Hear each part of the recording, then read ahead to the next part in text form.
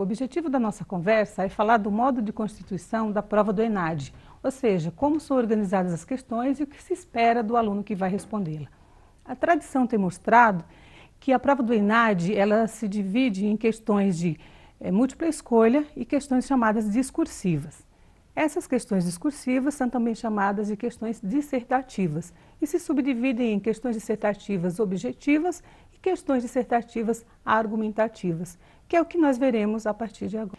Essa questão é um exemplo de uma questão objetiva de múltipla escolha.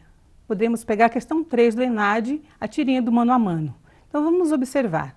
Doce de abóbora é bom, porém de jerimum é melhor. A diferença está na pitada cultural. O enunciado da questão explicita o que se espera do aluno que vai responder essa questão. Tendo em vista a construção da ideia de nação no Brasil, o argumento da personagem expressa.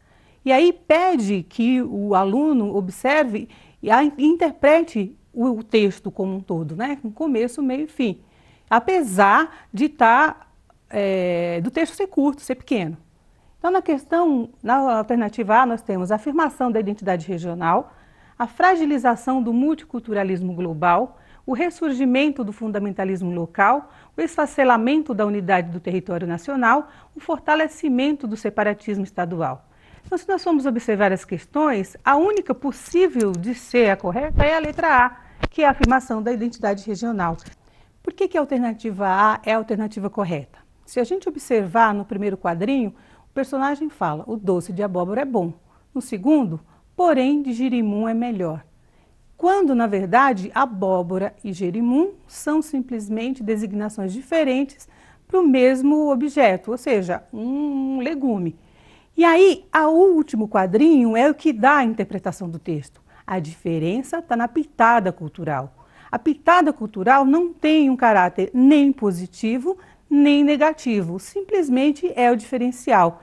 E aí você vai por eliminação, ele não está falando nem de separatismo, nem de esfacelamento da unidade do território nacional, nem de fundamentalismo local, que é, na verdade, a questão mais absurda de todas, nem a fragilização do multiculturalismo global, porque, na verdade, ele não fala de fragilização, mas ele fala de fortalecimento. E, portanto, a alternativa A é, sim, a afirmação correta. O próximo exemplo é de uma questão discursiva expositiva.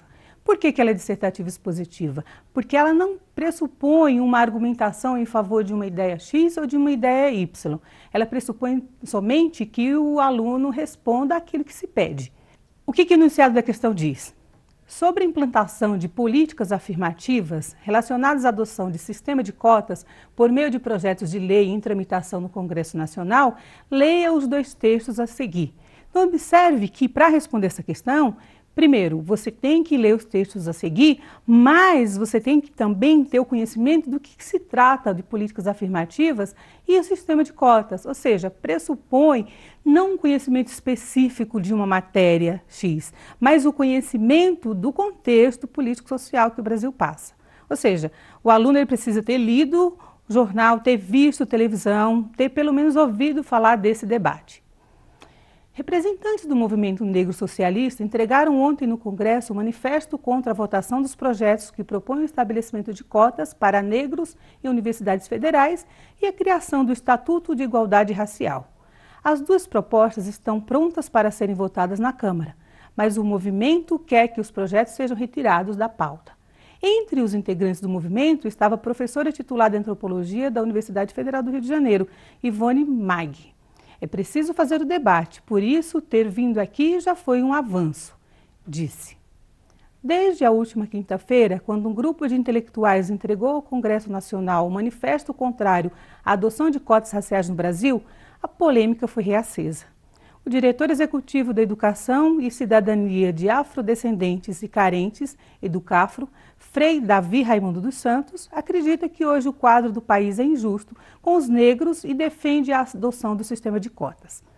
Ampliando ainda mais o debate sobre todas essas políticas afirmativas, há também os que adotam a posição de que o critério para cotas nas universidades públicas não deva ser restritivo, mas que considere também a condição social dos candidatos ao ingresso. O enunciado da questão, ou seja, aquilo que propõe uma ação para o candidato, vem a seguir. Analisando a polêmica sobre o sistema de cotas raciais, identifique no atual debate social um argumento coerente utilizado por aqueles que o criticam, um argumento coerente utilizado por aqueles que o defendem. Então, nessa questão, pressupõe que você tem um conhecimento do debate social que se propõe. Ou seja, não vai ser no próprio texto que você vai achar, né, o argumento. Você vai ter que buscar do seu conhecimento de mundo um argumento que exemplifique tanto A quanto B. E aí, os fragmentos servem para situar num contexto social, né, a temática desenvolvida. E aí, mais uma vez, o que a gente tem falado em sala de aula, que é preciso ter um conhecimento de mundo, é preciso ter um repertório, é preciso ouvir rádio, ver televisão, ler jornal, e aquela coisa toda que vocês ouvem o tempo todo de todos os professores em sala de aula.